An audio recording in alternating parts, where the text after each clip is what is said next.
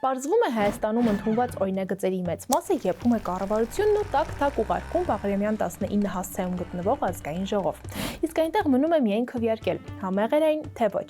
Դե իսկ մամայի եփածին անուն չենք դնի, հետևաբար ինչ նախագիծ մշակել ու մշակում է գործադիրը, օրենսդիրը հաստատում է։ Ստացվում է ԱԺ-ն աշխատում է աութսորսինգ սկզբունքով։ 8-րդ գումարման ազգային ժողովում ընդհանուր 2289 նախագծից 87%-ի կամ 1976-ի հեղինակը հենց գործադիրն է։ Պատգամավորները հեղինակել են 279, իսկ խմբակցությունները ընդամենը 34 նախագիծ։ Իհարկե, պատգամավորի գործը միայն օրենք գրելը չէ։ Նրանք ներկայացնում են ԱԺ որոշումների, ուղերձների նախագծեր, հարցեր են տալիս կառավարության անդամներին,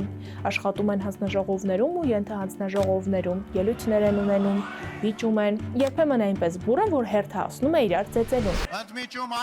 Բայց այս ամենին զուգահեռ պատգամավորի առանցքային իրավունքներից է օրենսդրական նախաձեռնություններով հանդես գալը։